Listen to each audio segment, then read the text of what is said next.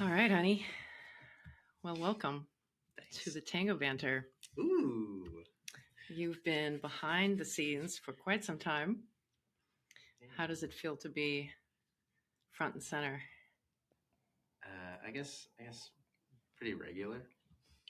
You're just used to that kind of thing, Yeah. being front and center. Yeah. Although I've got some, we really need to rethink why I do that. Yeah. No, but it's nice to be here. Well, I'm excited to have you on the banter. Yeah. Look, there's some guys that gotta get some ideas out and opinions, and we've been relegated to the back for too long. Oh, So so yeah, I'm you're excited about bringing a little bit of perspective. you're stepping it up for the mankind. I think so. I mean, I think that's one of the ideas, right?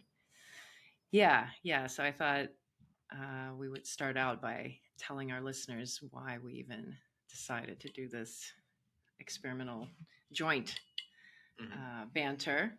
Yeah. Well, I'm definitely interested in Why is it? understanding that as well. So let me know why I'm here. Well, I think the banter for me was always coming from the experience of our debriefs after milongas. So something that we regularly do when we go out to dance is afterwards we talk about our experience and what happened during the night and the conversations we had and our opinion of the music and just sort of going over the nitty gritty of what it's like to go out and be in that space. And I noticed that there was always this magical quality about that particular aspect of the night that I was always looking forward to. That no matter what kind of negative night I might have had, that I might have had really terrible tandas and everything was awful, I realized I had this looking forward to feeling of joining forces with you after the milonga and just sort of hashing it out. Mm-hmm. So it seems appropriate and very natural for this to come through in the banter because this is where the idea was kind of born. And maybe I've been just keeping the seat warm for you, getting it all like organized so that it actually can flow easily, so that now we can continue this same thread in a different format, perhaps. Well, that's very generous of you to say. Let me see what the reality is. Okay. You've been doing this for over a year now. Yeah. And I think the way I've seen it is there's a lot of aspects to putting together a podcast that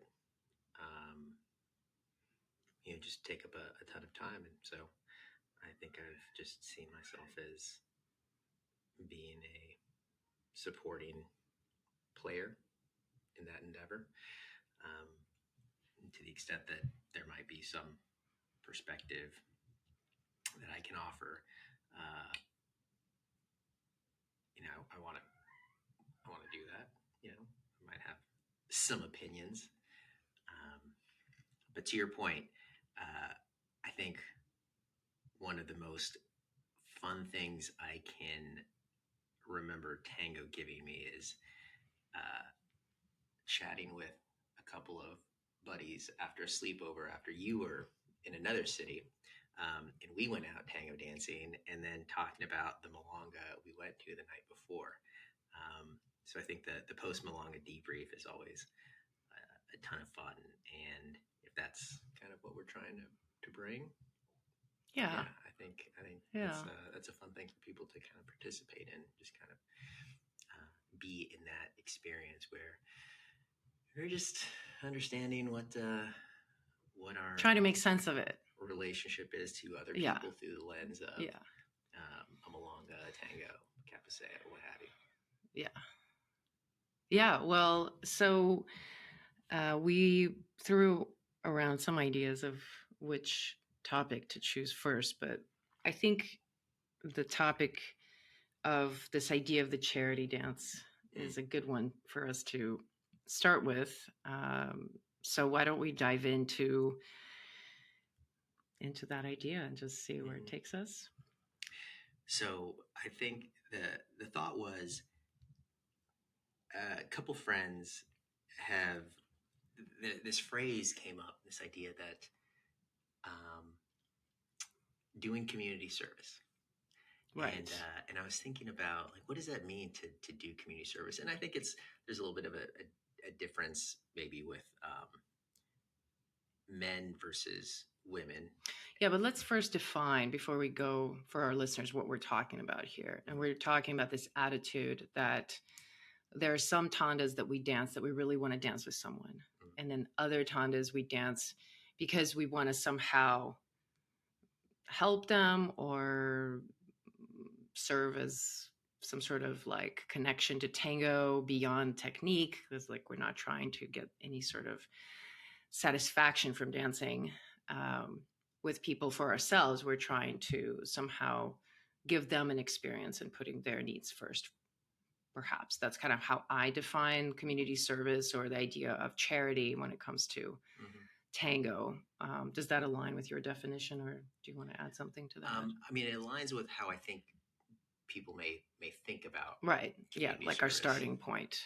Yeah, Yeah. and I think I'm going a step, trying to go to a step further back. If I were to describe doing or asking somebody to dance, and that being community service, there's a little bit of this feeling like I'm giving up something Mm-hmm. in service of another, Mm-hmm. Mm-hmm. and that's that's fine. I mean, that's charity, maybe, but I don't really like that idea. Like, it doesn't sit well with me that I'm the one in it with some kind of power that I'm giving to another. Why do I? Gosh, I feel like there's this part of me that's um, like I'm gonna admit something I don't admit. Like there's this like vulnerability.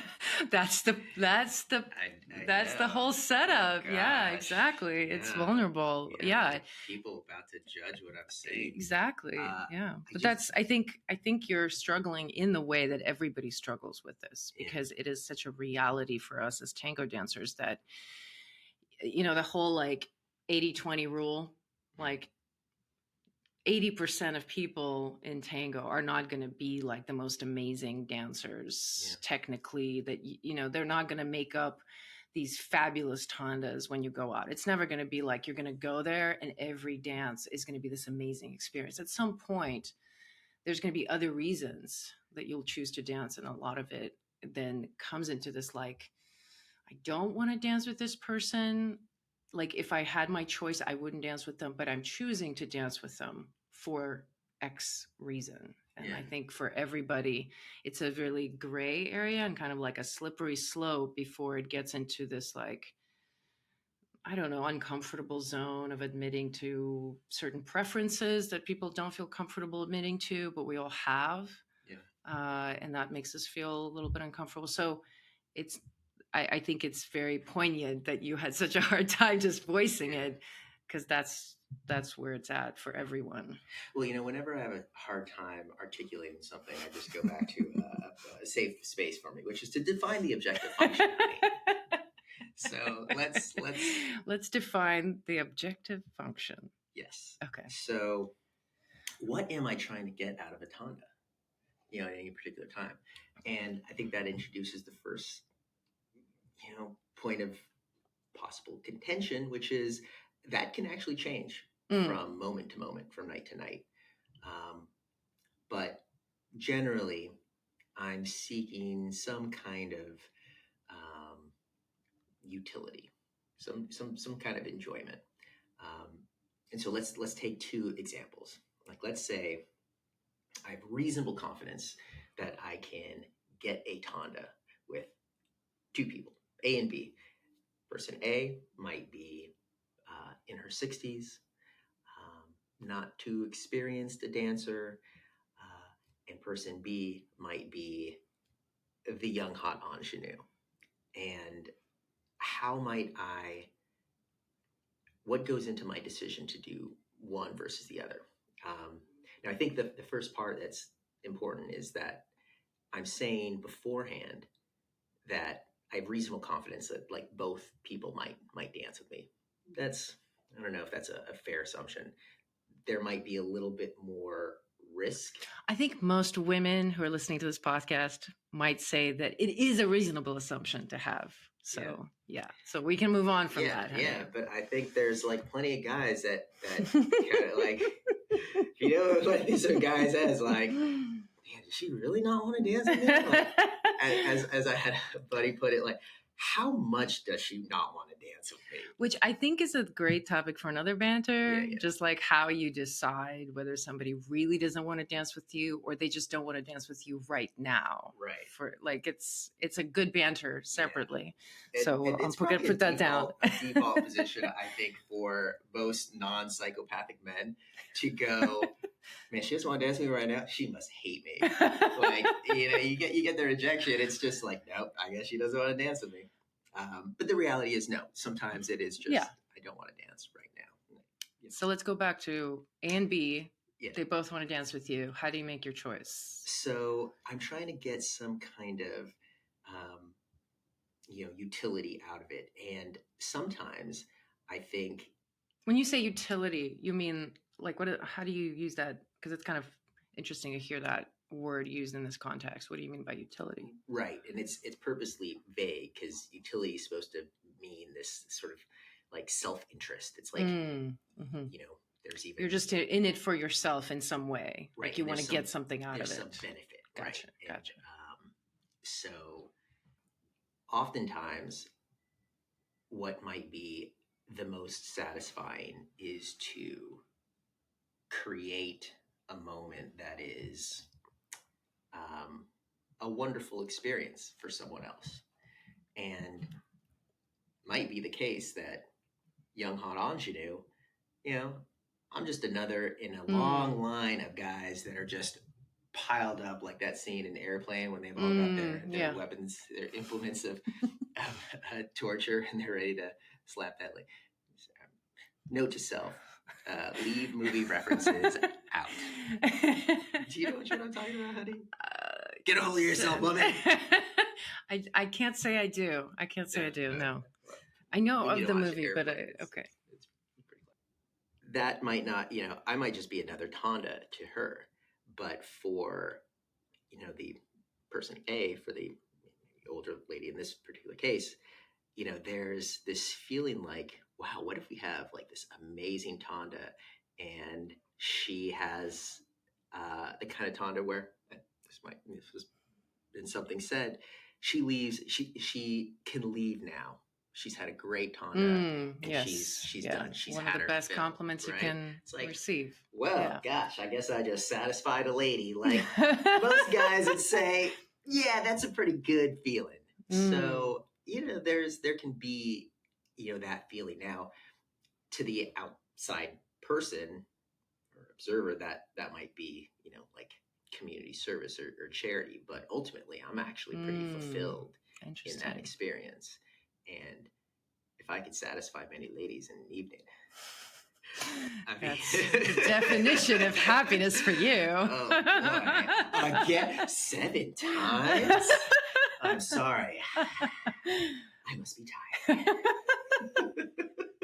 Another movie reference that hopefully some people picked up on. Wow. I'm getting so much better. Okay, so you're opening up the doorway to saying that it might look like charity, but there's something in it that everybody can get. And perhaps it comes with time and maturity, experience in tango. Like, did you always feel that way? Or did you arrive at being able to see that? Because for me, I think I definitely was one of those dancers for a long time where I was like just chasing the hot thing, right? Whatever that was, I wanted to dance with whatever the best dancer in the room was. And it wasn't until some time later that I don't know if I can pinpoint, but I think I had enough of these experiences where I somehow ended up dancing with somebody that I did think was charity, somebody that I did not expect to enjoy. And went into the dance floor being like, oh, this is going to be painful, like in that kind of negative attitude. And then taking the embrace and then having this magical experience. So all of a sudden, there was just this reality that struck me like, you never know. You actually never know. Somebody might look like they're terrible, and you can just swear that you're not going to like it and it's not going to be enjoyable. But then somehow you give it a chance, and it just like there's this magic that opens up. And as I got more and more confident with like knowing that I can find enough good tandas that I know that I'm going to like. So my strategy a lot of times is like I go and there's people that I know that I'm going to have a good time with. Mm-hmm. And then to me it's like, well, let's open up some room for other possibilities. Mm-hmm. Dancing with people that I might not necessarily choose right off the bat, but because they're coming to me in some way, whether they've capaceoed me or they end up chataseoing me, or I end up even being cornered and sort of having this bad experience of the capaceo, but still in my mind saying, well, even now, like there's still a chance that it might be like this amazing experience that you will only have if you actually allow for that possibility. Mm-hmm. So that for me took a long time to get to that place of maturity in my own attitude. Mm-hmm. So for you as a guy, was this something gradual, or did you always have that sort of benevolent view of it in a way? Yeah, no, it definitely is something that I think comes on a little bit later with lots more experience. For many years, I think I was more like Dave Chappelle's interpretation of Bill Clinton, like corner of the room going, you, come over here. It's like I just would place myself somewhere in the room and just hope that at some point looking around, somebody would kind of seem to be looking back towards me, and then boom, if I just wanted to dance, mm-hmm. I'm just sort of looking for who might be receptive, which speaks to probably a later topic that we're going to talk about as well. Being active in the Capseo as a follower, right? Because I was largely casting a wide net. I might make it sound now like I have a lot of intention when I think of person A versus person B, but the reality is the vast majority of the time I am located in some spot in the room, and my potential next partner is a small group of people in close proximity to me. Mm-hmm. As you kind of widen that net, you might throw Capaceo from across the room, but that's definitely not something I thought of, in the first couple of years that I was dancing. It was more just like where I happened to be mm-hmm. when the Tanda started really dictated who my potential dance partners were. And however active they were in their Capaceo or Murata, I guess, really would dictate when a match would actually be made. So to your question, yeah, it was something that really developed much later. The idea of like what might I be able to give to somebody else in the dance, versus, and you actually deriving pleasure from that, right, versus taking, versus right, versus getting a dance. Yeah, because for a long time you're just hoping to dance. Mm-hmm. That's all. That's all you really hope for. I wonder, like, okay, so we've established that there's a way that you can reframe it so that it doesn't feel like community service. Mm-hmm. We're saying that you can take on an attitude and derive pleasure from giving someone something. Mm-hmm. Mm-hmm. But we're also saying that it comes with time, maturity. It's not necessarily something that naturally dancers will have entering into tango. Hmm. Maybe it might be even be something in, inappropriate to ask of someone who's just starting, that they automatically need to be like, oh, just don't think of it as charity. Hmm. Just dance with anyone, and whoever is not a great tanda, just think of it as giving something to them. Like, Yeah.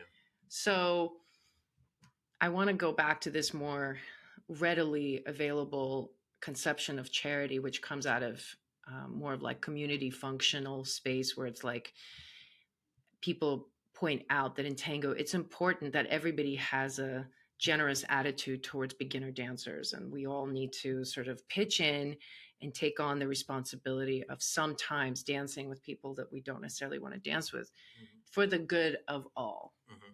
you know? Yeah. And my question is, I guess, what I wanted to both ask the listeners what their opinion is, and maybe leave this as a open-ended Yeah. conversation is, do you think this It's a is recipe a, for disaster. yeah, Yes, I do. like, Yeah. is it a good attitude to have? Is that something Yeah. that we should be promoting? Nah, Or here's the problem I see with that attitude is it asks it asks too much of someone. It's like, mm, yeah. and I think to the it's like, if you can start from a place where you assume everybody is rationally self-interested, come back to that idea that I really had a lot of appeal. Like, just sort of think of things in capitalistic terms Mm, versus mm, socialistic terms. If you are saying, just give to beginners out of the goodness of your heart, like, that's good and that's fine. And you could think of yourself as a good person via this charity, but it still kind of has this feeling of like taking something from yourself in order to mm. give to others. And I just don't think it's like a mindset really that serves well, because then it's like you're almost set up to fail. I mean, there's so many new people in tango. There's so many people in any given evening at a milonga. You're not, you know, I can't be responsible for all of their dances. How many Right. tandas am I even going to get in an evening? And maybe you could hope that amongst many leaders, they all have that attitude. But I don't know. It's like, it's sort of like, doing what your mom is asking, eating all your Mm, vegetables, mm, mm. versus if the attitude is to just imagine that every tanda that you have that you have, like, there's an opportunity to create some enjoyment for yourself Mm. and enjoyment for another. I think that has a lot more appeal. um, Now, let's say, because there are cases like this where you dance with someone where it's very hard to create any enjoyment. mhm. I'm curious if you can think of places like that or situations like that for yourself. Because I definitely, I've danced with somebody where it's like, this is torture. There's Mhm. no way I would, like, there's no um, way that I can enjoy this person Mhm. in this moment. Would you dance with them again? Yeah, I mean, and in this experience, are you dancing as a follower or as a leader? Good question. Yeah, that's a good one. I guess it does depend, right? Because I don't know. I mean, what is the difference for you? Yeah, I think because when I've danced in a way that's been a little bit painful for me as a leader, um, I can kind of always come back to this point, which is protect yourself, right? Hmm. And so Hmm. usually the thing that's terrible is if something is physically happening to my back. Usually Hmm. it's something that's like she's pulling me off axis, or he, and it's causing pain. But I can do a lot to manage that because I'm leading the dance. So I can Hmm. kind of take it to just, forward steps, back steps, side steps, really simplify it. Because usually that's somebody who is probably beginner, and so their mechanics are such that it's causing me a lot of pain. But as a follower, the painful to be a follower and dance with somebody who's causing you a lot of pain, it's kind of a little bit more forceful, and you don't know how much pain they might be trying to inflict on you, of course Right. not purposely, but it's like, can you just maintain your axis and then deal with it? I don't know, I feel like it might be a taller order. So I could see a follower dancing like with a leader like that and not wanting to dance again. And yeah, there might be a bit of this feeling of like, that was painful, and maybe I don't dance with them again. But I don't write anybody off. And I have actually recently had a couple of experiences where I did dance with someone again. I was like, man, I'm pretty sure the last time I danced with her, it was really painful, and this time it was very nice, very pleasant. And that's great because it just served as a reminder that people do change, and so it is to one's benefit to revisit and dance with people again, because people do change, Yeah. their dance. Yeah, I would agree with that. I think as a leader, I'm much more forgiving because I'm in control and I can adjust. And as a follower, I'm a lot more ready to just be like, nope, not again. And I think it's important to recognize too that even though we might work towards this attitude of self interest with anyone, which is a very empowering thing to do ultimately, because it guarantees that pretty much in any situation you can have fun if you can like derive pleasure from lots of different experiences at the Malanga. But it doesn't negate the fact that there are still going to be people you really don't want to dance with, period. Mm-hmm. And I think maybe at least for women, I think this comes up sometimes is this guilt that they might end up being in a community and around people that they don't want to dance with, and they feel a lot of um, guilt around that. That they feel pressured to dance with them because maybe they're in the circle of friends or they used to dance with them but they don't anymore, and then there's this tension. And I guess I'm curious what you if you have thoughts on this, but for me, I always say like just to recognize there will be those people that you don't want to dance with. There'll be lots of people that you will, and there might be more and more people that you maybe wouldn't have given them a chance, but now you do. Like it does expand the number of people you dance, but you'll never be 100% willing to dance with everyone to the same degree with the same amount of generosity. And that's okay too. Yeah. Right. Yeah. I mean, it's hard to imagine a world where that isn't going to be the case. Like if you just don't want to dance with someone and you have a bad experience, with them, which causes you to not want to dance with them in the future, like, well, for how long? And that's not really for them to answer. That's for you to Right. answer, Right. and your answer can't be invalid. It can be forever if you want. Yeah. I mean,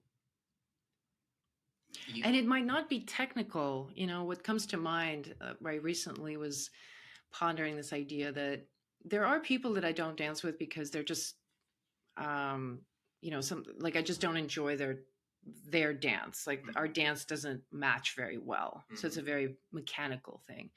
But then there are people that I don't dance with because something that has nothing to do with dance, that's more like something social, interpersonal, history, something.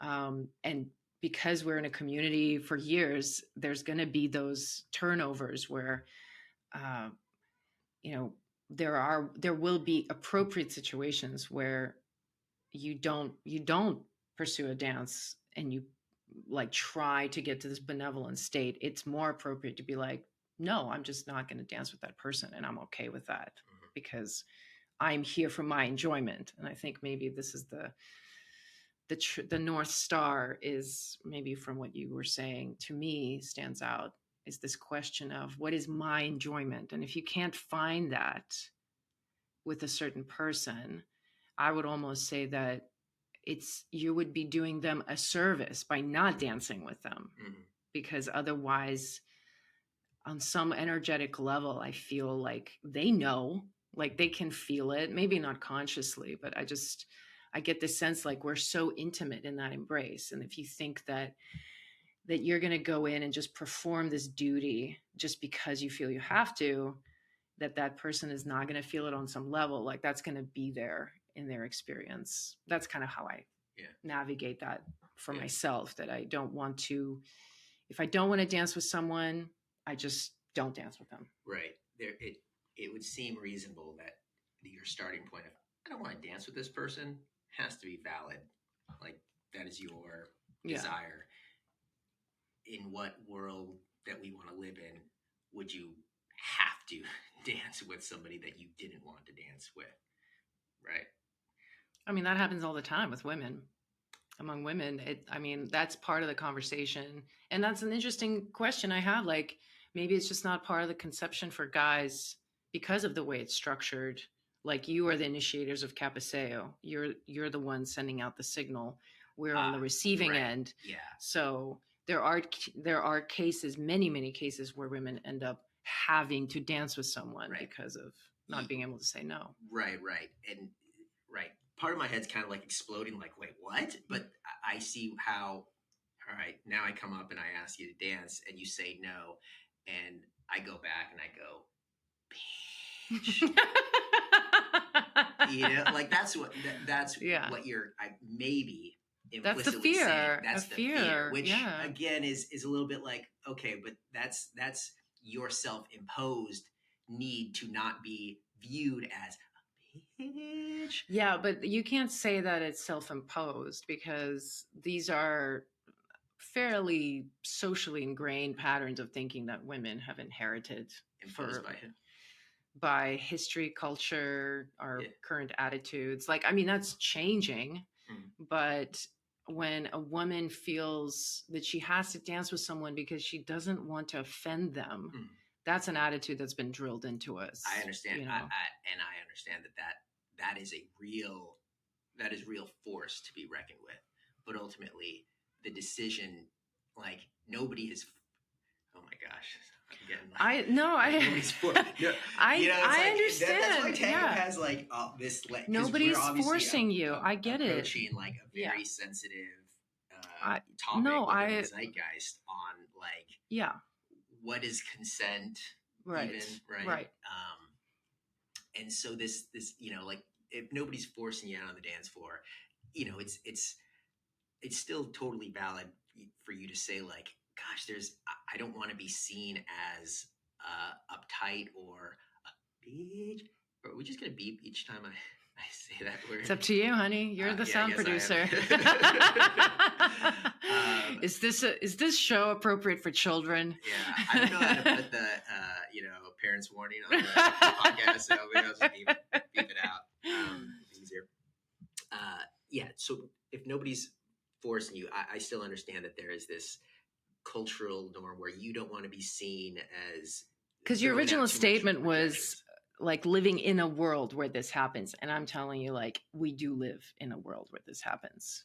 We are living in a world where women do feel a lot of times that they have to do things they don't want to do, and yes, it's self-imposed to a certain degree because of they don't even realize that they're doing it, but it's a real experience. And I think maybe that's why I'm bringing it up, because I can imagine women listening to us talk and going into this place of like, that's what I need to do. I just need to turn it around and enjoy everyone. That's how I'm going to achieve dancing with so-and-so that I don't want to dance with. And they might take it to an extreme, because that's what I would do as a woman. I'd be like, oh, that's what I need to do. That person that I really don't like dancing with, I can just, psych myself up and just be like, convince myself to enjoy it, and just because that's the better thing to do. And I'm just saying, we're saying like our stance here is that the whole idea of charity can be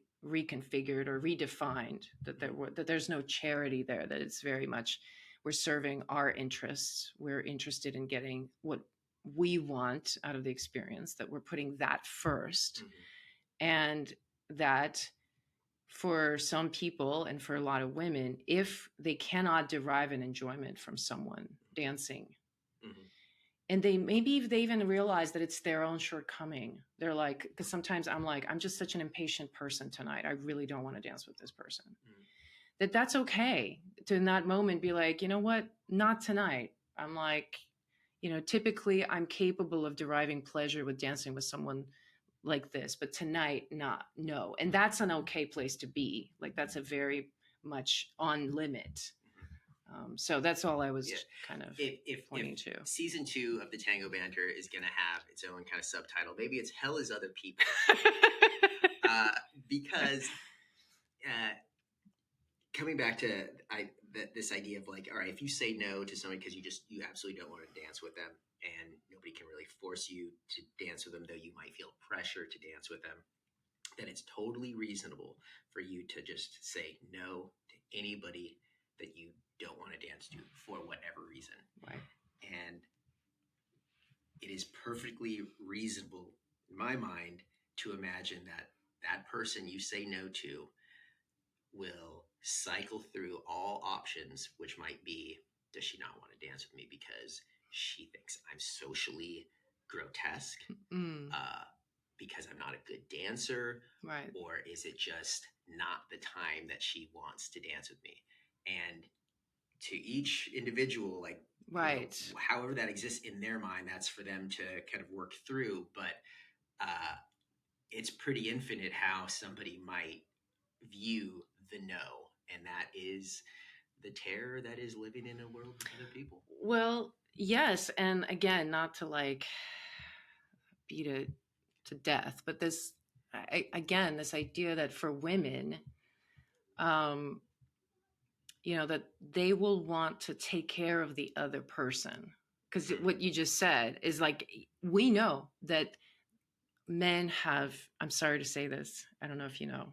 Oh God, is this gonna but men E period GEO. Men's egos are just a little fragile, just a tiny bit, Yeah.